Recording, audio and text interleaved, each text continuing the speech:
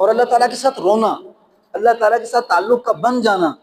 جس کو اللہ تعالیٰ کے سامنے رونا آ گیا، اللہ اللہ، بڈیروں کے سامنے مت روئے انسان. سے مانگنا آنا اور حالات جب آ جائیں، تکلیفیں آ جائیں، پریشانی آ جائیں، ان پریشانیوں کے اندر اللہ سے لینا آ جانا.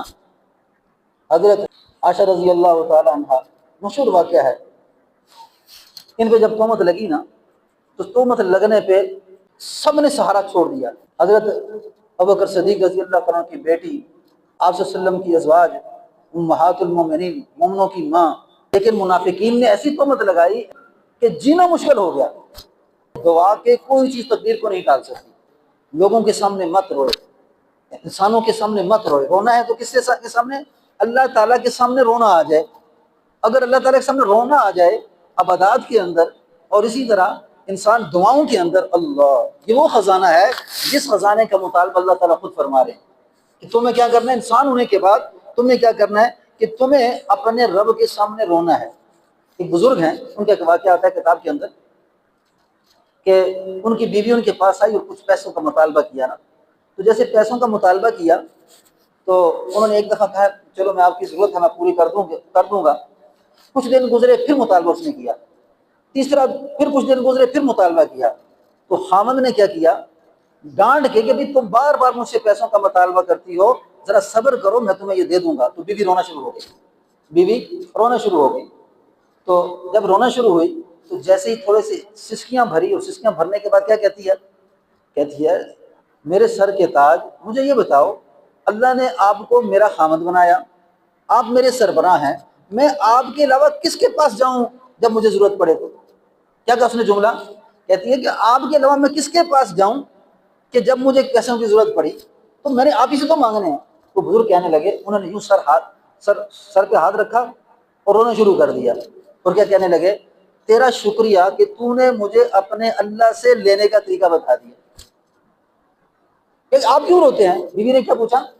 بیوی نے پوچھا کہ آپ کیوں روتے ہیں؟ فرمایا میں اس کر کے روتا ہوں کہ میں نے تیرے اس بات سے اللہ سے مانگنے کا سلیقہ سیکھ لیا کہ میں اللہ کے سامنے جا کے رہوں گا اور اللہ سے کہوں گا کہ اے اللہ مجھے یہ بتا کہ تیرے بغیر کوئی سہارا ہے جہاں میں چلا جاؤں. اللہ اللہ اللہ. اللہ سے مانگنا آنا اور حالات جب آ جائیں، تکلیفیں آ جائیں، پریشانی آ جائیں، ان پریشانیوں کے اندر اللہ سے لینا آ جانا. حضرت عائشہ رضی اللہ تعالی عنہ مشہور واقعہ ہے، ان پہ جب تہمت لگی نا تو تہمت لگنے پہ سب نے سہارا چھوڑ دیا. حضرت ابوبکر صدیق رضی اللہ عنہ کی بیٹی اور آپ صلی اللہ علیہ وسلم کی ازواج، امہات المومنین، مومنوں کی ماں، لیکن منافقین نے ایسی تہمت لگائی کہ جینا مشکل ہو گیا. تو آپ صلی اللہ علیہ وسلم سے حضرت عائشہ رضی اللہ تعالیٰ عنہ اجازت لے کے اپنے گھر چلی جاتی ہیں، اور دل میں خیال آیا کہ میں اپنے باپ کو کیا کروں گی، اپنا غم سناؤں گی، اپنی ماں کو غم سناؤں گی، اپنے دل کا میرا بوجھ ہلکا ہو جائے. تو جب گھر پہنچی تو کیا دیکھتی ہیں کہ ابوبکر صدیق رضی اللہ تعالیٰ عنہ قرآن پاک کھولے ہوئے ہیں اور قرآن پاک پڑھ رہے ہیں، اور روتے چلے جا رہے ہیں. ادھر والدہ ہے تو مصلی بچھائی ہوا اور نماز پڑھ رہی ہیں اور روتی چلی جا رہی. تو عائشہ رضی اللہ تعالیٰ عنہ سے ماں نے کہا بیٹی تمہیں معلوم بھی ہے کہ تیرے خلاف کون سی باتیں چل رہی ہیں؟ تو ساری بات سنا دی. تو عائشہ رضی اللہ تعالیٰ عنہ نے کیا کہا، کسی کو سہارا نہیں بنایا. عائشہ رضی اللہ عنہ نے مصلی پکڑا اور تنہائی کی طرف، اندھیرے کی طرف جانا لگے. تو ماں نے سمجھا کہ ہو سکتا ہے کہ بیٹی ہے غم کو برداشت نہ کر سکے اور کچھ ایسی حرکت نہ کر سکے، اپنے آپ کو مار نہ ڈالے. تو ماں پیچھے گئی تو بیٹی نے مصلی پکڑا اور جا کے مصلی بچھا لیا اور نماز پڑھنا شروع کر دی. اللہ اللہ. ادھر آپ صلی اللہ علیہ وسلم نے صحابہ اکرام کو بلایا اور فرمایا اے میرے صحابہ مجھے بتاؤ کہ میں عائشہ کے بارے میں کیا فیصلہ کروں. اللہ اللہ. اللہ کے ساتھ تعلق بہت بڑی چیز ہے. آپ صلی اللہ علیہ وسلم کیا کہہ رہے ہیں، اے میرے صحابہ مجھے بتاؤ کہ میں عائشہ رضی اللہ تعالیٰ عنہ کے بارے میں کیا فیصلہ کروں. سنسان مجمع سامنے بیٹھا ہے، کسی کی طرف سے آواز نہیں آ رہی. ایک چھوٹی سی آواز آئی مجمع میں سے، اے اللہ کے رسول آپ کے پاس بیویوں کی کمی ہے؟ اگر یہی بات ہے تو عائشہ رضی اللہ تعالیٰ کو چھوڑ دیں، طلاق دے دیں. نعوذ باللہ. بس اب یہ آواز آئی. اتنے میں ابو بکر صدیق رضی اللہ عنہ کھڑے ہوئے.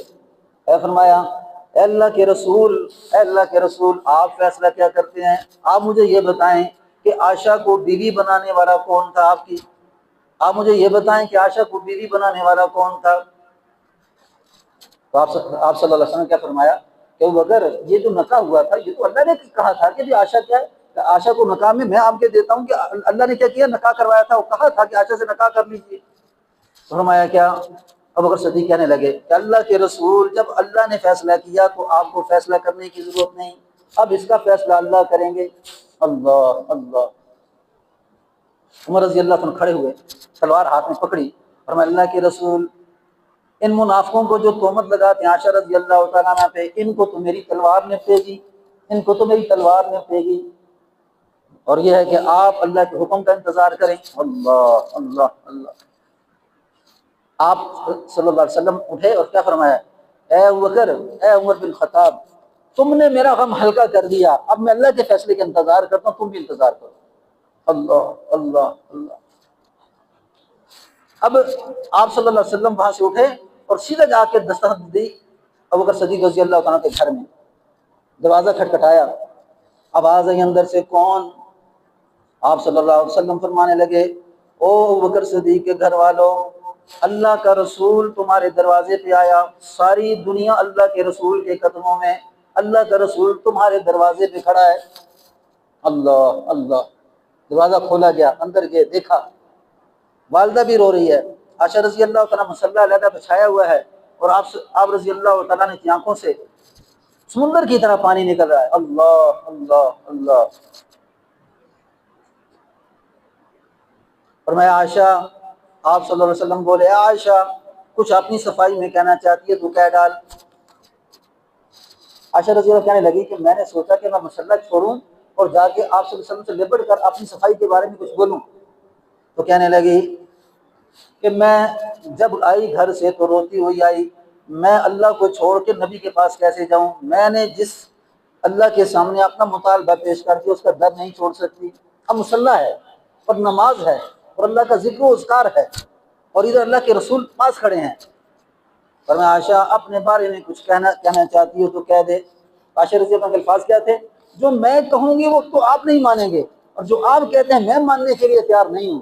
تو جس رب نے مجھے آپ کے گھر بھیجا تو اس کے فیصلے کا انتظار ہے. ساتھ کیا کہا کہ جب حضرت مریم پہ تہمت لگی، جب مریم علیہ السلام پہ تہمت لگی تو عیسیٰ علیہ السلام گواہ بن گئے. جب یوسف علیہ السلام پہ تہمت لگی تو یوسف علیہ السلام کے گواہی دینے کے لیے ایک بچے کو اللہ نے گویا عطا فرمائی. اور جب حضرت موسیٰ علیہ السلام پہ تہمت لگی تو ایک عورت گواہ بن چکی. تو میرا گواہ اللہ خوب جانتا ہے کہ میں کیسی ہوں، میں اللہ کے فیصلے کا انتظار کرتی ہوں. تو دل میں کہنے لگی کہ نہ جانے یہ فیصلہ کب ہوگا، کتنی بڑی آزمائش ہوگی میرے اوپر. کوئی دیر بعد لوگ شور کر رہے ہیں، پریشان کر رہے ہیں، نبی کے کان بھرے جا رہے ہیں. اللہ، لیکن اللہ کا دربار یاد رکھو، اللہ ولی الذین آمنوا یخرجهم من الظلمات الی النور. اللہ دوست ہے کس کا؟ ایمان والوں کا. اللہ دوست ہے ایمان والوں کا، اندھیروں سے نکالتا ہے، روشنیوں کی طرف لے کے چلا جاتا ہے. اور یہ ایمان بھی ہے، نبی کی بیوی بھی ہے، امہات المومنین ہے. اللہ اللہ. دوست کیسے نہ ہو. اتنے میں کیا ہوا؟ دل ہی دل میں خیالات ہیں کہ نہ جانے یہ فیصلہ کب ہوگا، نہ جانے یہ فیصلہ کب ہوگا. اور دل کے اندر خیال ہے کہ ہو سکتا ہے 2 مہینے لگ جائیں، 3 مہینے لگ جائیں، 4 مہینے لگ جائیں. لیکن یکدم کیا ہوا؟ اللہ کی طرف سے وحی آنا شروع ہو گئی. آپ صلی اللہ علیہ وسلم نے اپنی چادر اوڑھی، سر کے اوپر ڈھانپ لی وہ چادر، اور پسینے کی بوندیں نکلنا شروع ہو گئی. جب آپ صلی اللہ علیہ وسلم پہ وحی نازل ہوتی تو آپ کا چہرہ متغیر ہو جاتا، اور وہ وحی کا سلسلہ اس قدر شدید ہوتا تھا کہ آپ صلی اللہ علیہ وسلم کے چہرے کے اوپر پسینے کی بوندیں شروع ہو جاتی. تو آپ نے چادر کو ڈھانپا. جیسے ہی چادر کو ڈھانپا تو ڈھانپنے کے ساتھ ہی وحی آئی، اور وحی جیسے بند ہوئی، ختم ہوئی، تو آپ نے اپنی چادر کو ہٹایا. جیسے ہٹایا تو عائشہ رضی اللہ عنہ فرماتی ہیں کہ میں نے جب چہرہ دیکھا تو میرے دل کے اندر تسکین ہوئی کہ اللہ نے کچھ بات کہہ دی ہے. تو فوراً آپ صلی اللہ علیہ وسلم نے کہا اے عائشہ خوش ہو جا، اے عائشہ خوش ہو جا کہ اللہ نے تیری برات نازل کر دی ہے. اللہ اللہ اللہ اللہ. اللہ نے تیری برات نازل کر دی ہے، تجھے اللہ نے بری کر دیا ہے۔ اور آیتیں کیا نازل ہوئی؟ الخبیثات للخبیثین الخبیثات للخبیثین والخبیثون للخبیثات والطیبات للطیبین والطیبون للطیبات اولئک مبرؤون مما یقولون لهم مغفرۃ ورزق کریم۔ ناپاک مرد ناپاک عورتوں کے لیے، ناپاک عورتیں ناپاک مردوں کے لیے، پاک عورتیں پاک مردوں کے لیے، پاک مرد پاک عورتوں کے لیے۔ اولئک مبرؤون مما یقولون، آشا بری ہے اس بات سے یہ جو لوگ کہتے ہیں لہم مغفرۃ ورزق کریم، ان لوگوں کے جن کو تہمت لگ چکی، جنہوں نے پریشانی اٹھائی، ان کے لیے مغفرت بھی ہے اور عزت کی روزی بھی ہے۔